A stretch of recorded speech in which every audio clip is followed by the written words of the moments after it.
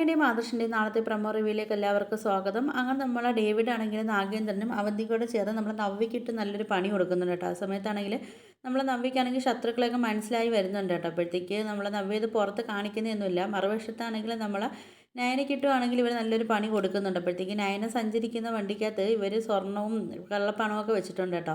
അപ്പോൾ ഈ സംഭവം നമ്മൾ നയനെ അറിയാതെ നയന വണ്ടിയിൽ പോയിക്കൊണ്ടിരിക്കും. അപ്പോഴത്തേക്ക് ഇവരത് പോലീസിനെ വിളിച്ച് ഇവർ ഇൻഫോം ചെയ്യുന്നുണ്ട് കേട്ടോ. അപ്പോഴത്തേക്ക് പോലീസ് വന്ന് ഇങ്ങനെ വണ്ടിയൊക്കെ ചെക്ക് ചെയ്യുന്ന സമയത്താണെങ്കിൽ ഇതിനൊക്കെ ഒരു ബാഗിൽ സ്വർണ്ണമൊക്കെ കിട്ടുന്നുണ്ട്. അപ്പോഴത്തേക്കും നമ്മൾ നയനയ്ക്ക് ഇതിനെക്കുറിച്ച് അറിയത്തില്ലല്ലോ.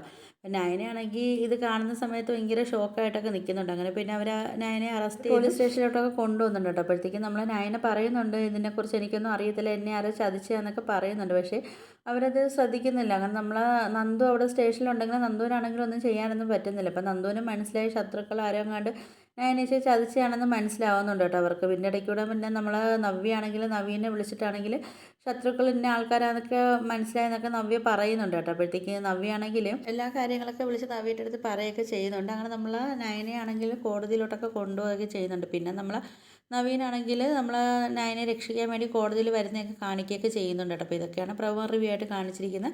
അപ്പോൾ നിങ്ങൾക്ക് വീഡിയോസൊക്കെ ഇഷ്ടപ്പെടുകയാണെങ്കിൽ ഒന്ന് ലൈക്ക് ചെയ്ത് ഷെയർ ചെയ്ത് സബ്സ്ക്രൈബ് ചെയ്ത് കൊള്ള ബെല്ലൈക്കൺ എനേബിൾ ചെയ്തൊന്ന് സപ്പോർട്ട് ചെയ്യണേ.